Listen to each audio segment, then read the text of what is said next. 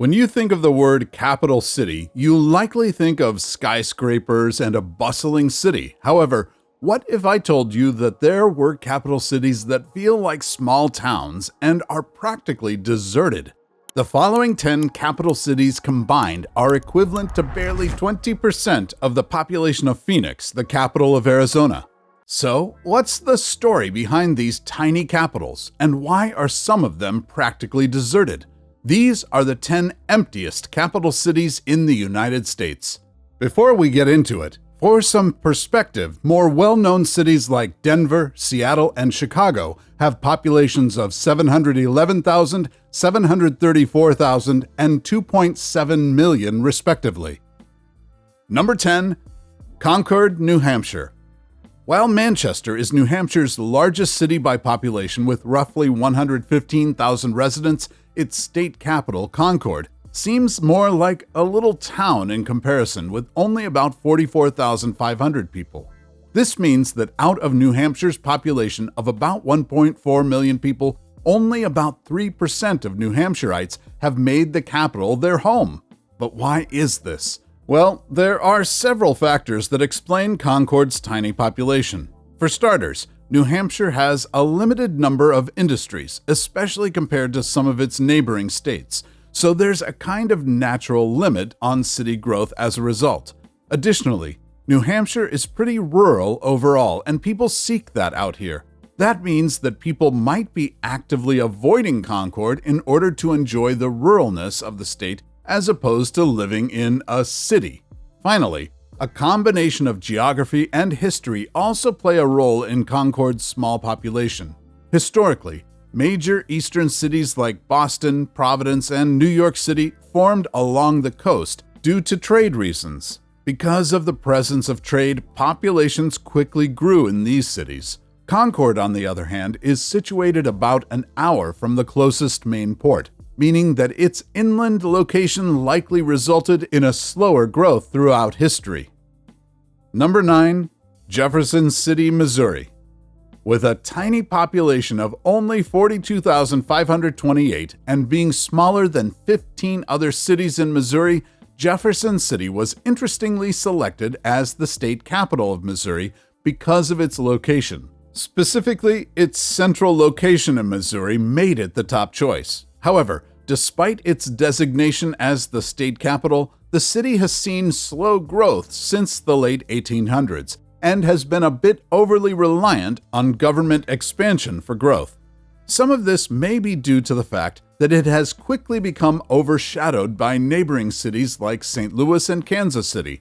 For instance, St. Louis gained worldwide recognition when it hosted the World's Fair and the Olympic Games in 1904. Kansas City, meanwhile, originated as a booming trade town and in the 1930s quickly grew into one of the most exciting jazz cities in the country. As a result, these cities may have simply become more successful at attracting residents than Jefferson City. Number 8. Annapolis, Maryland. Annapolis, with its tiny population of 40,648, has a story that's similar to Jefferson City's. In fact, throughout history, Annapolis has been overshadowed by its large neighboring cities. There's a whopping 25 other cities in Maryland with more people than Annapolis, with the biggest one being Baltimore, a bustling city that's home to about 570,000 residents. Then there's Washington, D.C., which is not just a city, but the nation's capital, and has a population that's over 712,000. While technically D.C. is not a part of Maryland, it might as well be. Imagine being the capital city but being overshadowed by not one, but two other cities with over 14 times and 17 times your population. But it gets worse for Annapolis. That's right, Annapolis was once not just the capital of Maryland, but the capital of the colonial U.S., and when the capital was relocated to Washington, D.C., it's possible that Annapolis may have simply faded from relevance. Number 7. Dover, Delaware. The reason Dover may be so sparsely populated at only 38,594 residents might be more obvious than you think. Let me explain what I mean by that. the state of Delaware as a whole has a pretty tiny population, as it's the sixth least populated state in the entire US with a population of only about 1 million people. Remember, the capital city in the US with the largest population, Phoenix, has about 1.6 million residents, which is significantly more than the entire state of Delaware. As a result, Dover might have a small population simply because the state of Delaware has a tiny population. However, it still managed to get beaten out by Wilmington, which has almost double its population. Who would have thought? Another reason is a little bit more anecdotal. While online gossip is definitely not the most scientific of evidence, some say that Dover is simply just not that nice. At least, that's according to a recent Reddit forum, where one user says, and I quote, "Dover just isn't very nice." Number 6. Helena, Montana.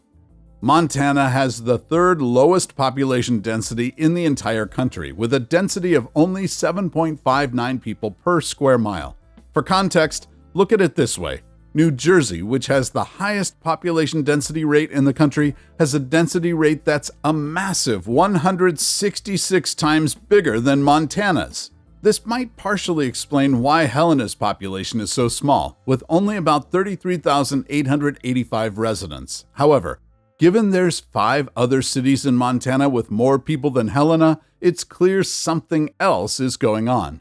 The other reason has to do with Helena's history, and the fact that it became the state capital of Montana because of the discovery of gold. That's right, all the way back in 1864, 4 men found gold in the Helena area. As you can imagine, soon after this, people began flooding to the city for the chance to discover their own personal treasure. By 1869, approximately $18 million worth of gold had been discovered in Helena, and by 1875, Helena had been officially named the capital of Montana. But as you probably know, gold is a natural resource, which means that there's not enough of it to go around forever. So after the gold began to decrease, so too did Helena's population. Number 5. Juneau, Alaska. Remember how I just told you that Montana has the third lowest population density in the country? Well, guess which one has the lowest? Alaska, and by far. In fact, Alaska has a population density of only 1.28 people per square mile. That's a tiny 0.1% compared to the density of New Jersey, the most dense state in the nation. It's no doubt Alaska is pretty sparse, and so it's probably no surprise that its state capital is aligned with this. Juneau, in fact, has a population of only 31,685, making it more of a mid-sized town than a city. There are 2 other cities in Alaska with higher populations, with one being almost 9 times bigger than Juneau. Similar to Montana, part of the reason for Juneau's low population is because Alaska in general has a pretty low population density, and that clearly relates to the state's cities as well. However, another reason has to do with where Juneau is located within the state. If you look at a map of Alaska, you'll notice that Juneau is pretty geographically isolated from the rest of the state. And in fact, it's actually only accessible by air or sea. That's right, there is no road that goes all the way to Juneau, and you have to take either a plane or a boat to get the rest of the way. Honestly, given all of this, I'm surprised there's even over 30,000 people living there. Number 4. Frankfort, Kentucky. Fun fact, Frankfort became the capital of Kentucky all the way back in 1792, right after Kentucky itself became a state. However, the city hasn't grown that much from its early history, and it has a present-day population of only 28,391. Additionally, there are 13 cities in Kentucky that are larger than Frankfort. While it's not 100% clear why Frankfort's population is so small, one reason might have to do with the fact that Frankfort wasn't as desirable a city as neighboring cities like Louisville and Lexington. For instance, Louisville's location on the Ohio River made it a major port and transportation hub, which attracted businesses and settlers and led to major growth. Similarly, Lexington's development as a major horse breeding and trading center gave it a big economic advantage. Over time, these differences in growth resulted in Frankfurt getting overshadowed by Louisville and Lexington. However, by our standards, Frankfurt has earned the title of state capital. For instance, its Capitol building went through not one but 2 fires, after which it had to be rebuilt. Following this, the Capitol building was rebuilt a 3rd time to accommodate the state's growing population. So all in, the city seems to be pretty unshakable. Although given it had 2 fires, maybe it should move to Louisville or Lexington. Number 3. Augusta, Maine. Like we saw with Jefferson City, Augusta was chosen as the capital of Maine largely due to its geographical position. Specifically, it was chosen to be the capital due to its location in central Maine. We'll look at more of the reasoning behind that in a minute, but the city's location is the first factor that explains its tiny population of only a little over 19,000.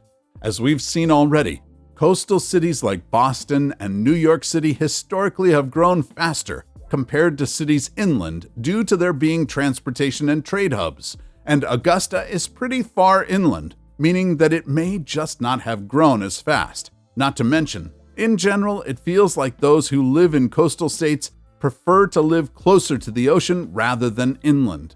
For instance, there are 12 other cities in Maine that are larger than Augusta, and most of them are either on or closer to the ocean.